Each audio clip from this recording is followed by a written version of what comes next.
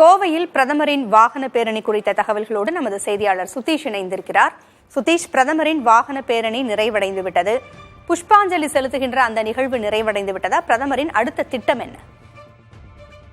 பூங்கொழி, சற்று முன்பாகவே அந்த புஷ்பாஞ்சலி நிகழ்வு என்பது கோவை ஆர்எஸ்புரத்தில் நிறைவடைந்திருக்கிறது. அதாவது வாகன பேரணி கோவை சாய்பாபா கோவில் பகுதியில் துவங்கி 2.5 கிலோமீட்டர் தூரத்திற்கு வந்து பூ மார்க்கெட் வழியாக ஆர்எஸ்புரம் பகுதியில் நிறைவடைந்து பின்னர் அந்த புஷ்பாஞ்சலி நிகழ்ச்சி குறிப்பாக முக்கியமாக பார்க்கப்பட்டது பாஜகவினரிடையே. காவல்துறை அதற்கு அனுமதி மறுத்திருந்தார்கள். பின்பாக கோவை மாநகர காவல்துறை ஆணையாளர் பாலகிருஷ்ணன் மற்றும் எஸ்பிஜியினுடைய ஐஜி லவ்குமார் உள்ளிட்டோர் இன்று காலை முதல் தொடர்ச்சியாக அந்த பகுதியில் ஆய்வு மேற்கொண்டு அதற்கு பிறகாக காவல்துறை அனுமதி வழங்கப்பட்டது. குண்டுவெடிப்பில் 1998ஆம் ஆண்டு குண்டுவெடிப்பில் உயிரிழந்தவர்களுக்கான அஞ்சலி என்பது ஆண்டுதோறும் கோவை ஆர்எஸ்புரம் பகுதியில் நடத்தப்பட்டு வருகிறது. இதனை பாஜகவினர் புஷ்பாஞ்சலி நிகழ்ச்சியாக நடத்தி வருகிறார்கள். பிப்ரவரி 14ஆம் தேதி அந்த ஒவ்வொரு ஆண்டும் அந்த நிகழ்வு என்பது கடைபிடிக்கப்பட்டு வருகிறது.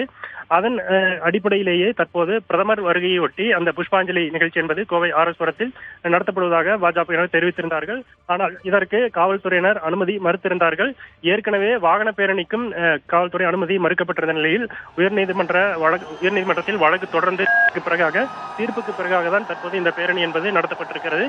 இதனைத் தொடர்ந்து மக்கள் மத்தியில் ஒரு உரையின்றி ஒரு பிரச்சாரத்தை மேற்கொண்டதாக இந்த நிகழ்வு பார்க்கப்படுகிறது. மக்களவை தேர்தல் தேதிக்கு அறிவிப்புக்கு பின்பாக தமிழகத்தில் முதல் முறையாக இந்த ஒரு பிரச்சார ரீதியான ஒரு வாகன பேரணியாக இது பார்க்கப்பட்டது.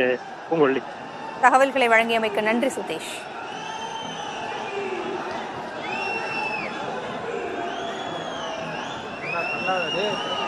நல்லா